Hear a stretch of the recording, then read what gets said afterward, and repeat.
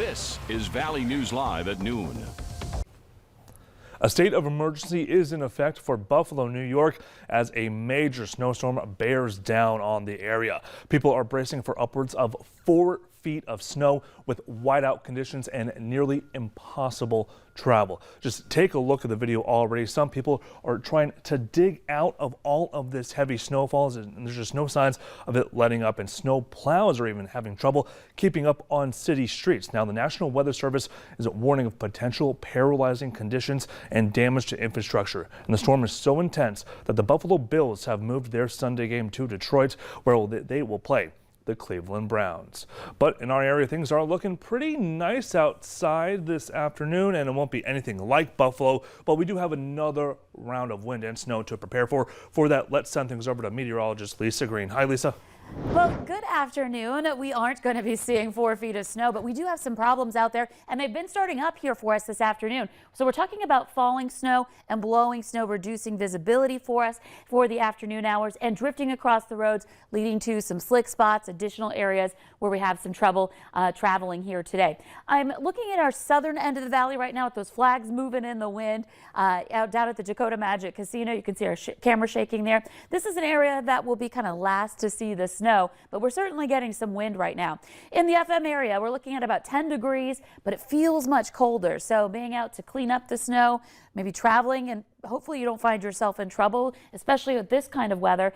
You don't want to be stuck out in wind chills that are still down below zero as we head into the afternoon. And we can see that we're at 10 below in Thief River Falls for your wind chill. Fergus Falls 8 below with a temperature of about 10 degrees. So it's cold and it's not so nice. The snow, the wind have already started up in the north. Hallock and Langdon both reporting visibility less than a mile. There was a little while ago where Langdon was down to zero completely for visibility. Southern Valley visibility is looking a lot better right now, but that's because the snow hasn't moved in just yet. Let's take a look at it. You can see these scattered areas of snow dropping into that northern 2/3 of the valley. That first line approaching Fargo-Moorhead, though, so we may see some snow moving in as early as the early afternoon, and then there are other places getting those scattered snow showers.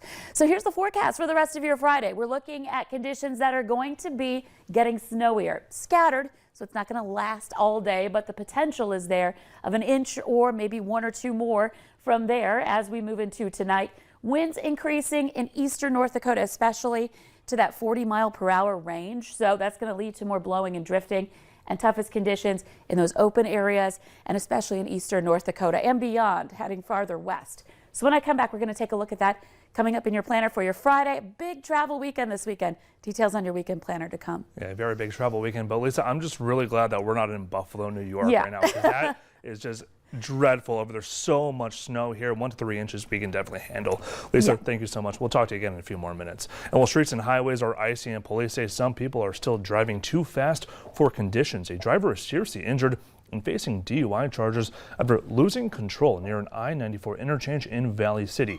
They say 30-year-old William Smith of Valley City went airborne, rolled several times, and was ejected from his vehicle. And we'll check road maps coming up right now. Oh, well, we just spoke with Lisa Green, and hopefully we'll be able to go over some road maps a little bit later.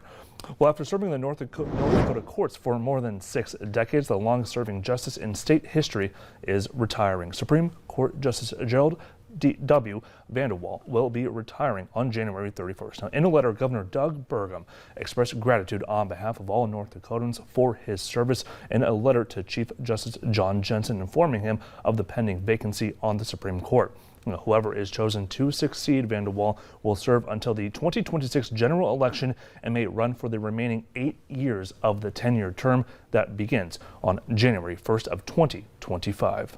And it's up first for the North Dakota Supreme Court what to do about the appeal of a murderer who killed himself in prison. Chad Isaak was serving life for the Mandan RJR murders, where he killed 4 people. But since Isaak was found dead in his cell earlier this year, the justices are trying to decide if it's fair to continue with the appeal. Since North Dakota hasn't heard a case like this before, they're also looking at how other states have handled similar situations.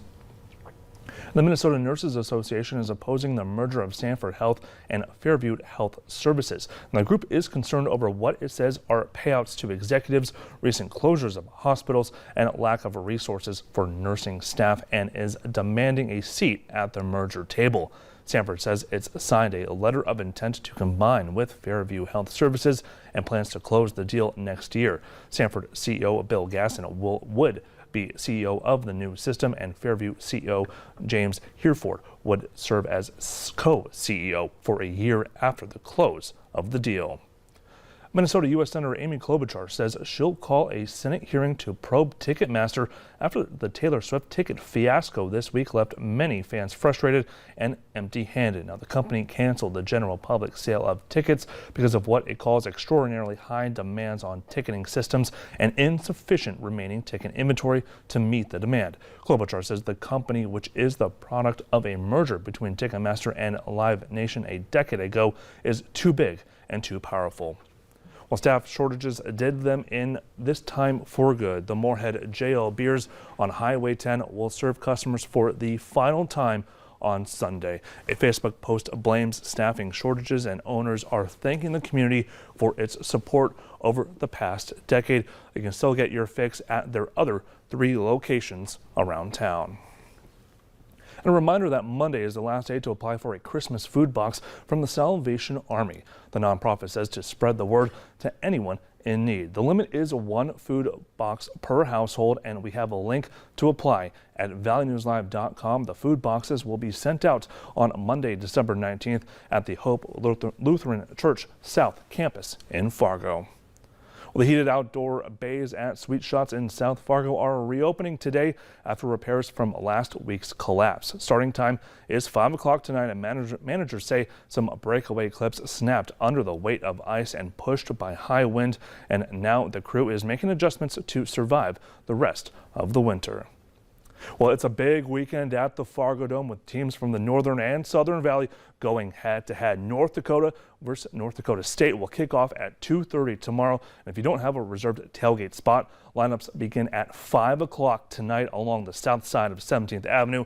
Now, vehicles must be attended at all times. Law enforcement and event staff will be on site tonight to help with the lineup.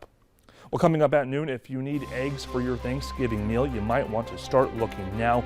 We'll explain what's contributing to a shortage. But next, Lisa Green will have our weather to plan our Friday and weekend.